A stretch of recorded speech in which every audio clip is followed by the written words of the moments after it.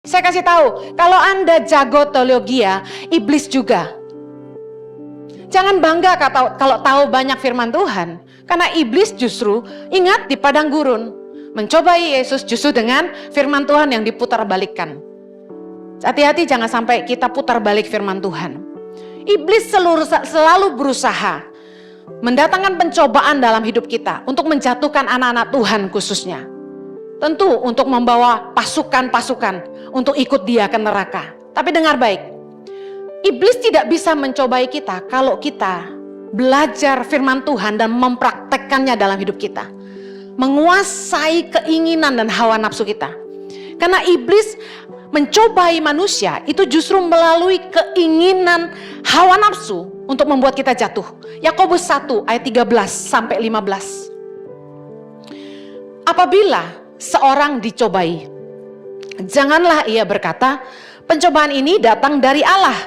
Sebab Allah tidak dapat dicobai oleh yang jahat, dan ia sendiri tidak mencobai siapapun. Jadi kalau Anda ngalamin pencobaan, jangan bilang, Tuhan kenapa cobai saya.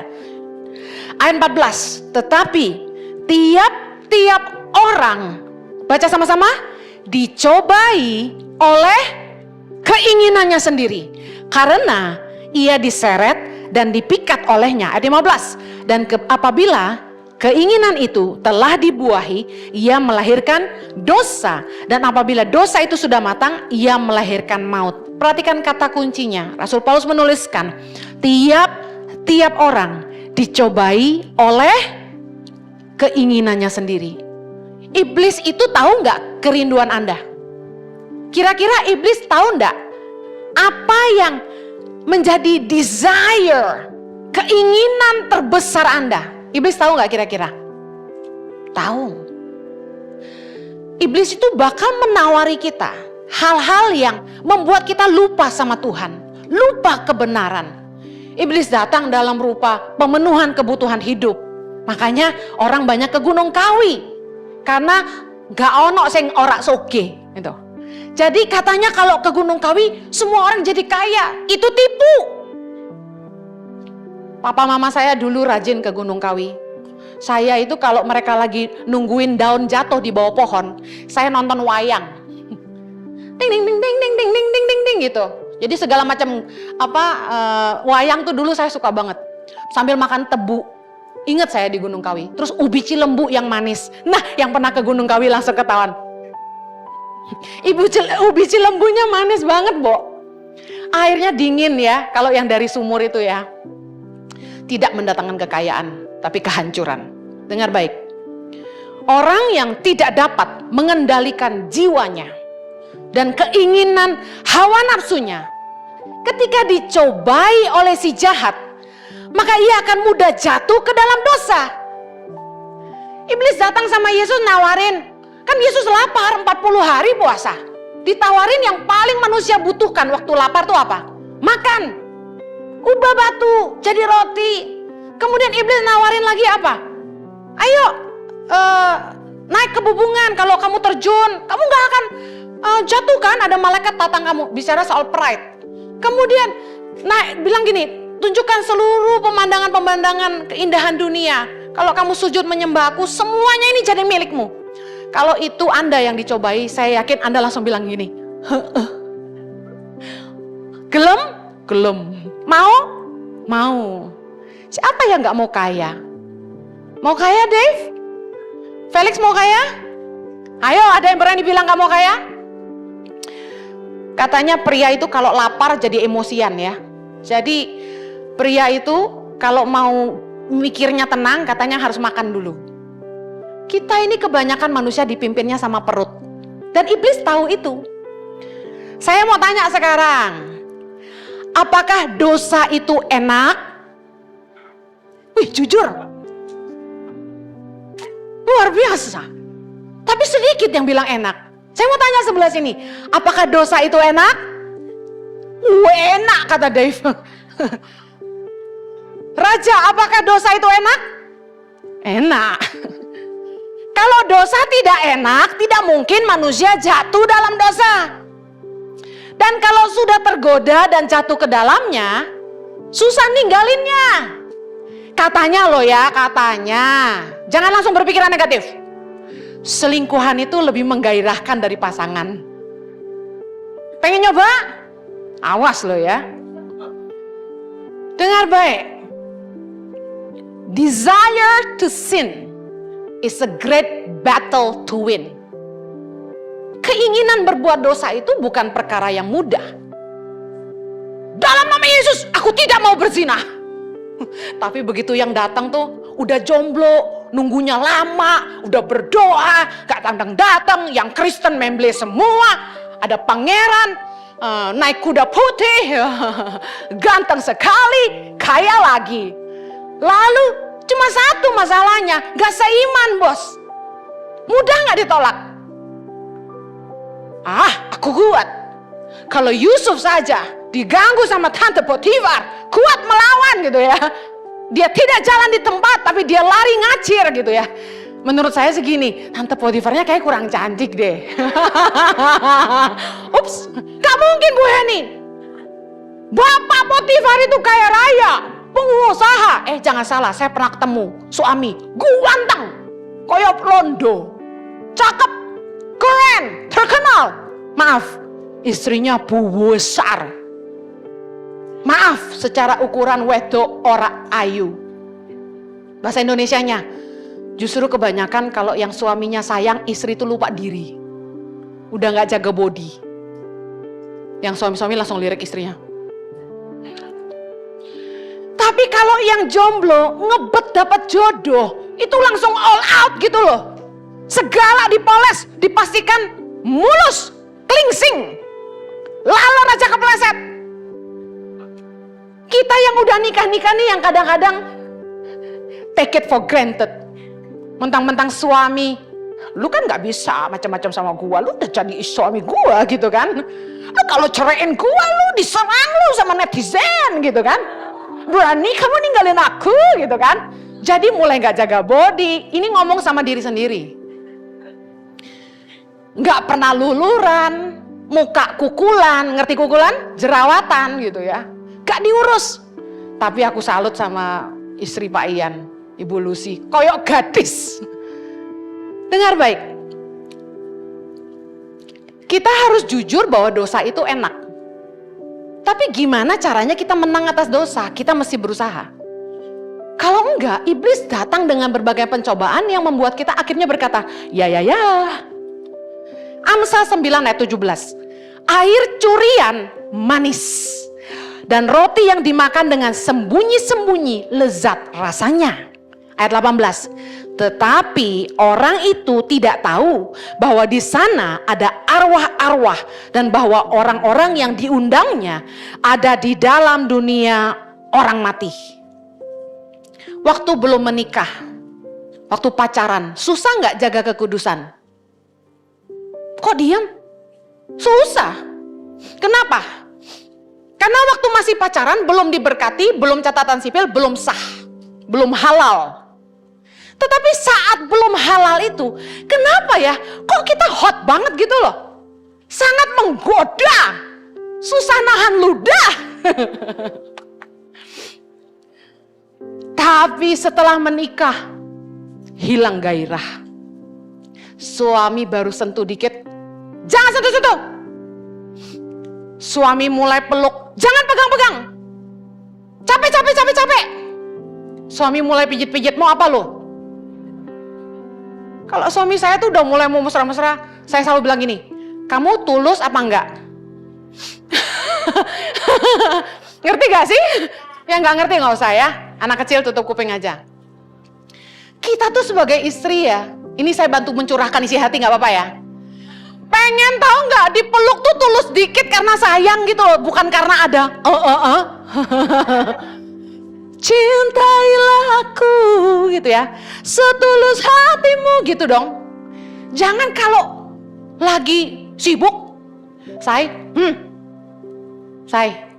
bentar. Tapi giliran ada maunya, gak usah ganggu. Dengar baik. Ini tuh tipuan iblis. Firman Tuhan bilang air curian manis. Heran ya. Kalau dosa tuh malah enak gitu loh. Nyuri kok manis. Roti yang dimakan dengan sembunyi-sembunyi lezat rasanya. Giliran belum halal tuh kayak gitu. Tapi giliran udah nikah, suami-suami tuh bilang sama saya, Bu, tolong nasehatin istri saya. Khotbah tuh tentang bagaimana suami istri harus melayani suami. Khotbah saya tuh dipakai nyerang-nyerangan gitu loh. Yang istri-istri kalau saya lagi khotbahin suami-suami, digedein biar suaminya denger gitu. Aku nih udah kayak perangkap tikus aja gitu. Tapi ini serius, tantangan bagi anak muda adalah jaga kekudusan waktu pacaran. Sementara anak muda itu justru penuh rasa ingin tahu. Dan mereka tuh gini, pengen lihat. Bener gak pengen lihat? Makanya ada majalah Playboy, makanya ada video porno dan lain sebagainya. Kenapa? Karena anak muda tuh pengen lihat. Kayak apa sih bentuknya gitu. Terus yang lebih parah, pengen tahu rasanya kayak apa gitu. Katanya enak, pengen tahu gitu. Saya kasih tahu ya, satu-satunya hal yang nggak perlu diajarin tuh adalah berhubungan seks. Aneh kan? Kayak yang langsung pinter gitu loh anak kecil tuh. Heran saya. Anak muda, Titus 2 ayat 6 bilang gini, nasihatilah. Nih, demikian juga orang-orang muda, nasihatilah mereka supaya mereka menguasai diri dalam segala hal. Emosi labil, nafsu nggak terkendali. Banyak anak-anak muda yang jatuh dalam dosa free sex. Tidak sedikit yang hamil di luar nikah dan akhirnya merusak masa depan mereka. Anak-anak perempuan, begitu mereka tumbuh dewasa, mulai tumbuh payudara, penampilannya mulai berbeda. Sedikit banyak kalau mereka mau jujur, ada keinginan untuk menunjukkan kemolekan tubuh mereka. Gak sia-sia gue olahraga katanya. Keinginan untuk disayang, keinginan untuk disentuh. Ini yang sebenarnya kalau kita mau jujur, manusia tuh syarat dengan keinginan dosa. Saya mau tanya sama yang wanita, enak gak disentuh? Dibelai? Enak lah. Nah banyak anak-anak muda, kenapa jatuh? Karena mereka haus rasa sentuhan itu. Mereka pengen dipegang pahanya bilang gini, mulus banget kamu. Itu tahu salah, mama papa udah bilang, hati-hati gunakan tanganmu. Tapi kalau udah dipegang tuh langsung mati rasa. Segala nasihat papa mama lupakan dulu aja. Kita kalau mau jujur kita juga pernah muda. Saya pernah pacaran sama suami saya. Susah jaga kekudusan tahu. Saya kasih tahu, iblis itu justru memakai keinginan hawa nafsu kita untuk mencobai kita. The devil knows your greatest desires. Iblis itu tahu keinginan terbesar kita. Dan saya mau kasih tahu, kalau Anda mau menang, dengar ini. You can only be tempted for the things you desire the most. Anda hanya bisa dicobai oleh iblis dan dijatuhkan di area di mana Anda sangat menginginkan itu. Saya kasih contoh. Saya kalau datang ke Manado gitu ya, digodain gitu. Bu Eni, maaf ya, mau makan miau-miau gitu ya. Enggak, saya bilang. Mau makan Mickey Mouse? Enggak, saya bilang. Ular? Enggak. Kenapa? Karena menurut saya binatang-binatang yang harusnya dipelihara nggak boleh dimakan. Heran saya, emangnya nggak ada makanan lain apa? Kok si guguk dimakan juga gitu kan? Wah, orang Manado langsung gini, "Ni bu zhi dao hen hao ci eh." Ngana tara tahu enak sekali, dia bilang gitu. Saya bilang gini, enggak, saya nggak bakal tergoda. Kenapa? Karena saya punya pemahaman. Dengar baik ini, saya punya pemahaman bahwa makanan yang ada itu adalah makanan yang bisa dimakan itu ayam, ikan, seafood, beberapa seafood ya. Kemudian daging B2 untuk beberapa yang makan, sapi. Tapi lebih dari itu, saya percaya harusnya nggak usah dimakan aja. Udah cukup kok, telur bisa dimakan, sayuran bisa dimakan. Kenapa yang harusnya dipelihara, dimakan juga gitu loh. Kurang kerjaan. Nah, saya punya pemahaman, makanya saya bisa menolak. Kalau Anda punya pemahaman firman Tuhan yang benar, dan Anda merubah cara pikirmu seperti firman Tuhan, Anda bisa menolak dosa. Hari ini kalau masih ada pelayan Tuhan, leaders yang masih jatuh bangun dalam dosa, saya akan bilang gini, Anda perlu merubah cara pikirmu. Berubahlah oleh pembaharuan akal budimu. Pemahamanmu untuk cara melihat hidup sesuai kacamata firman. Ini akan membuat Anda mengerti bahwa dosa itu sia-sia. Enaknya sebentar aja, hukumannya selamanya. Kemudian, kalau saya ditawarin, Bu Heni mau beli Gucci, mau beli Hermes, Louis Vuitton, percuma, gak usah nawarin saya, gak akan dibeli. Kenapa? Kalau saya punya uang sebanyak itu, saya lebih prefer pakai itu untuk hal-hal yang lebih berguna. Nolong orang misalnya. Tahu nggak ada orang yang berjuang buat anak-anak sekolah mereka gitu kan. Egois banget saya kalau sampai saya pakai itu untuk beli Hermes. Kalau ada yang mau ngasih pun, terima kasih. Karena saya nggak mau difitnah. Bu Heni, duit yayasan dipakai beli tas Louis Vuitton. Saya dikasih tas sama mama. Ada mama kandung, ada mama angkat. Saya nggak mau beli-beli begituan. Buat apa? Mati juga nggak dibawa. Kalau saya bisa pakai berlian karena mama saya jualan perhiasan. Nggak perlu kejar-kejar yang begitu menurut saya. Kalau bisa beli silakan. Saya tidak bilang ukuran saya harus Anda pakai. Tapi saya tidak tergoda sama perkara-perkara begitu karena itu nggak penting buat saya. Apa yang nggak penting buat Anda nggak akan tergoda. Tetapi apa yang jadi penting buat kita, keinginan terbesar kita akan jadi titik di mana iblis menggoda kita. Saya ingin bahas langsung. Dengar baik ini jemaat Tuhan. Tidak semua hal yang kita pandang sebagai berkat itu datang dari Tuhan. Seringkali anak Tuhan terkecoh dengan tawaran berkat. Saya ingin bahas yang pertama. Kalau kita ini orang yang gila posisi, maaf kalau saya pakai kata gila karena saya nggak tahu bagaimana menjelaskan ini. Kalau kita gila posisi, waktu orang nawarin kita posisi yang tinggi dan gaji yang lebih tinggi, kita akan mengiyakan karena pertimbangan, wah, kedudukan, gaji. Padahal belum tentu itu dari Tuhan. Bisa jadi itu perangkap setan. Contoh, waktu saya ditaruh Tuhan hati untuk menolong anak-anak Indonesia dan melahirkan pelayanan Yayasan Tangan Pengharapan. Dari 5 anak yang saya ajar bahasa Inggris di Bandung, dan sekarang ada 6.100 anak di seluruh Indonesia, dan mungkin sudah 10.000 anak lebih di seluruh Indonesia yang kami sekolahkan dan kasih makan selama ini. Nah, saya mau kasih tahu, suatu hari datanglah seorang konglomerat meminta saya, Heni, lu tinggalin aja, ngomongnya gue lu tinggalin aja tuh Yayasan Tangan Pengharapan, tuh yayasan kecil. Udah lu kerja sama gua aja. Gua kasih apartemen, gua kasih mobil, lu pilih mau mobil apa. Gua kasih lu gaji. Lu urusin yayasan gua tuh. Gua bantuin 40-an yayasan, dia bilang gitu. Sampai pelayanan dari Sabang sampai Merauke. Sama aja kan, lu mau nolong orang miskin, dia bilang. Lu ikut gua aja, dia bilang. Saya bilang, Pak, saya akan bantu Bapak, tetapi saya tidak bisa meninggalkan Yayasan Tangan Pengharapan. Jadi saya sempat bantu beliau itu kurang lebih hampir 3 tahun. 2 tahun lah kurang lebih ya. Nah, ketika saya ditawari apartemen, saya menolak. Saya bilang, maaf Pak, saya sudah punya tempat tinggal, terima kasih. Waktu saya ditawarin mobil, saya bilang gini, mobilnya mobil kantor saja, saya pakai ketika saya kerja untuk Bapak. Maksudnya bantuin dia. Ketiga, saya tidak terima gaji. Saya bilang saya tidak mau digaji. Karena bagi saya ini adalah pelayanan, saya bisa bantu lebih banyak orang di yayasan Bapak. Yang keempat, waktu dia mulai tawarin saya jalan-jalan ke luar negeri, ke Israel dan sebagainya, saya tolak.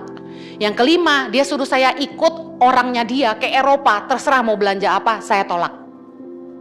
Nah, saya kasih tahu, yang membuat saya sempat tergoda adalah ketika kami meeting, pertemuan yayasan.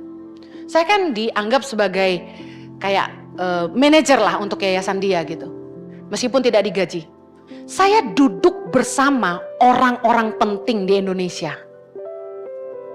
Yang sempat jadi gubernur, yang menteri, yang ketua MPR, yang saya duduk itu bersama dengan gubernur juga pernah, kemudian saya duduk dengan beberapa artis, dengan hamba-hamba Tuhan besar, dengan skala dunia lagi hamba-hamba Tuhan ini. Jadi ikut dia itu, saya bersentuhan dengan orang-orang hebat di Indonesia. Dan saya duduk bersama dengan CEO. Nah, ketika saya duduk dengan mereka, tentu kalau Anda paham, saya ini pelayanannya ke pedalaman.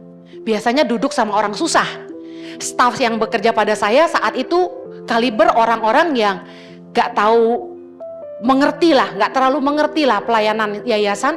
Saya yang ajarin mereka dari nol. Nah, duduk bersama orang-orang hebat seperti itu menaikkan gengsi sedikit. Gue kenal lo sama ketua MPR lo, gue kenal lo sama gubernur, gue kenal. Saya pernah ketemu dengan ambasador Indonesia di luar negeri dan sebagainya. Jadi ada pride di situ. Saya sempat goyang, saya sempat berpikir gaji nggak bisa menggoda saya, harta nggak menggoda saya, mobil nggak menggoda saya, rumah nggak menggoda saya. Tapi pride ini bahaya. Sana saya duduk bersama orang-orang besar di bangsa ini. Motivasinya sih gini, kalau gue bisa mewarnai bangsa ini dengan duduk bersama mereka, why not? Gue kesannya heroik. Tapi iblis mulai masuk di hati saya. Kesombongan mulai timbul. Saya mulai gak respect sama suami saya. Saya mulai gak ngurusin Tangan Pengharapan. Saya sibuk bantu yayasan orang ini. Sempat 2 tahun itu saya kacau. Kemudian ketika saya mulai konseling dengan mentor rohani, saya bilang gini, gimana? Apakah saya harus lepaskan Tangan Pengharapan dan bantu yayasan ini? Saya bersyukur Tuhan tuh kasih pimpinan. Tuhan bilang gini, lewat hamba Tuhan ini. Tangan Pengharapan memang kecil, tetapi dilahirkan Tuhan lewat rahimmu. Pertimbanganmu untuk meninggalkan yayasan Tangan Pengharapan tidak esensi. Karena yang jadi pertimbangan adalah gengsi. Bahwa kamu duduk bersama orang-orang besar. Saya kasih tahu, jangan mudah tergoda ketika ada tawaran yang begitu luar biasa. Jadi caleg yuk. Oh, saya ditawarin. Mau masuk DPR? Enggak, saya bilang. Ibu mau masuk, mau calonin diri di partai politik?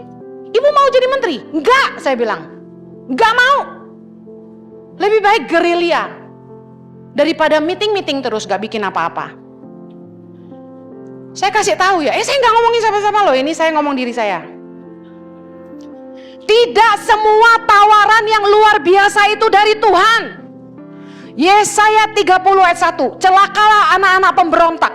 Demikianlah firman Tuhan, yang melaksanakan suatu rancangan yang bukan daripadaku, yang memasuki suatu persekutuan yang bukan oleh dorongan rohku, sehingga dosa mereka bertambah-tambah. Saya belajar setia dengan perkara kecil. Saya percaya peninggian itu datang dari Tuhan. Amin. Pekerjaan, kalau Anda kerja hari ini, Anda mungkin ditawari gaji lebih tinggi di tempat lain, posisi lebih tinggi. Dengar saya, pekerjaan kita bukan hanya untuk penghidupan, tapi juga untuk membangun apa yang menjadi tujuan Tuhan dalam hidup kita. Jangan kerja hanya untuk uang. Jangan bangun bisnis hanya untuk memperkaya diri sendiri. Temukan tujuan Tuhan dalam hidupmu. Berkaryalah di situ dan jadilah orang-orang yang berdampak, orang-orang yang berbuah karena kepercayaan Tuhan yang Tuhan taruh di tanganmu. Jangan sampai kita meninggalkan apa yang paling esensi yang Tuhan mau kita hidupi, yaitu rencananya dalam hidup kita. Amin. Kalau Anda ingin diberkati, ini pelajaran hidup saya. Jadilah orang yang bisa dipercaya, jadilah orang yang setia. 2 ayat aja, Amsal 28 ayat 20. Orang yang dapat dipercaya mendapat banyak berkat, tetapi orang yang ingin cepat menjadi kaya tidak akan luput dari hukuman. Amsal 20 ayat 6. Banyak orang menyebut diri baik hati, tetapi orang yang setia, siapakah menemukannya? Orang yang dapat dipercaya dan setia itu aset yang berharga. Kesetiaan dan kepercayaan yang membuat Anda tidak bisa dibayar murah. Katakan amin. Cari orang pintar banyak, tapi kalau hatinya nggak tulus buat apa? Yang kedua, dengar baik, Apa yang bisa menggoda kita? Kalau kita serakah atau cinta uang, pencobaan dari iblis akan datang dalam bentuk berkat yang melimpah, yang justru membuat kita lupa sama Tuhan dan keluarga. Dengar baik, Mazmur 62 ayat 11 bilang gini, janganlah percaya kepada pemerasan, janganlah menaruh harap yang sia-sia kepada perampasan. Apabila harta makin bertambah, janganlah hatimu melekat padanya. Dengar baik, iblis itu akan membuat kita justru workaholic, bekerja sampai lupa waktu, lupa istri, lupa keluarga, tidak peduli kesehatan, kehilangan waktu berkualitas bersama keluarga. Kita jadi sombong, tinggi hati, gak mengerti kata cukup, kerja, uang. Jatuh dalam dosa perzinahan, karena ketika kita harus entertain rekan bisnis atau orang-orang yang kita butuhkan untuk menolong bisnis kita harus fasilitasi kesenangan-kesenangan mereka. Lalu kemudian kita bisa terjerat dalam permainan kotor karena ada harus terima suap dan korupsi dan pelanggaran hukum. Bayangkan, hal-hal inilah posisi dan harta yang menjatuhkan banyak orang-orang besar di bangsa kita. Orang yang benar-benar mau memelihara keharmonisan dalam rumah tangga harusnya justru memprioritaskan Tuhan nomor 1, memprioritaskan keluarga, bijak mengelola keuangan, mengerti kata cukup dan suka menabur. Dengan begitu kita tidak akan mudah tergoda. Saya mau akhiri, Tuhan mengizinkan kita diuji di area di mana Tuhan itu nggak jadi Tuhan dalam hidup kita. Dengar baik, tadi pertama iblis akan mencobai kita di area yang kita sangat mudah tergoda di situ. We want it the most, our greatest desires. Tapi yang kedua, Tuhan akan mengizinkan kita diuji di area di mana Tuhan tidak jadi Tuhan dalam hidup kita. Saya kasih contoh yang terakhir. Ketika pelayanan menjadi lebih penting daripada hubungan kita dengan Tuhan, motivasi kita ke gereja melayani Tuhan adalah untuk upah bukan cinta. Melayani dengan tujuan bukan karena punya kerinduan. Kita akan terjerat, kita akan haus mimbar, kita lupa keluarga, membuat pelayanan kita itu seperti gini istilahnya, intim tanpa hubungan. Siapa yang bisa intim tanpa hubungan? Maaf, pelacur. Mereka bisa berbuat intim dengan siapa saja padahal gak ada hubungan. Berikutnya, contoh orang yang sudah mulai tidak meletakkan Tuhan sebagai Tuhan. Hidupnya mulai salah prioritas, melalaikan tanggung jawab di rumah, di tempat kerja. Apa akibatnya? Gak jadi saksi di rumah, gak jadi saksi di tempat kerja. Akibatnya pelayanan kita dicela orang Kristen kok kayak gitu. 2 Korintus 6 ayat 3 bilang, dalam hal apapun kami tidak memberi sebab orang tersandung supaya pelayanan kami jangan sampai dicela. Ciri lain lagi, orang mulai tidak hidup dalam kebenaran. Rajin ke gereja, rajin dengar firman, tapi karakternya tidak mencerminkan keilahian. Aktivitas rohani Anda tidak menjamin iman Anda bertumbuh. Anda mungkin rajin ke gereja, tapi kalau Anda tidak menghidupi firman Tuhan, Anda tidak mau taat sama Tuhan, di proses Anda malah berontak. Di proses kerendahan hati, Anda malah berusaha menjatuhkan orang lain. Dengar baik, Anda tidak akan bertumbuh. Justru kita ini jangan sibuk pelayanan, tapi kita harus sibuk bertumbuh dalam iman. Amin.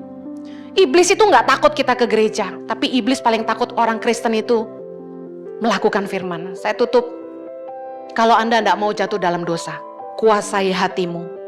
Karena dari hatilah, firman Tuhan dalam Markus 7 ayat 21 katakan, sebab dari dalam, dari hati orang timbul segala pikiran jahat, percabulan, pencurian, pembunuhan, perzinahan, keserakahan, kejahatan, kelicikan, hawa nafsu, iri hati, hujat, kesombongan, kebebalan. Semua hal-hal jahat ini timbul dari dalam dan menajiskan orang. Jaga hatimu. Jangan sampai biarkan iblis membisiki engkau sehingga kita saling membenci, saling iri hati, saling menjatuhkan, saling tinggi hati, lalu kemudian selisih paham. Apa sih yang terjadi dengan gereja? Kenapa harus saling pecah-pecah? Kenapa harus bertengkar nanti pecah, bertengkar nanti pecah, nanti bangun lagi kerajaan yang baru, uang jadi sasaran, buat apa gitu? Kita ada di sini untuk membangun kerajaan Tuhan, amin. Pastikan hidup kita, jangan jatuh bangun lagi dalam dosa. Apa yang tidak penting buat kamu tidak akan menggoda kamu. Bilang gini, dosa itu nggak penting. Katakan sama-sama, 3, 2, 1. Tuhanlah segalanya. Orang yang mengasihi Allah pasti bisa menolak dosa. Ubah cara berpikirmu.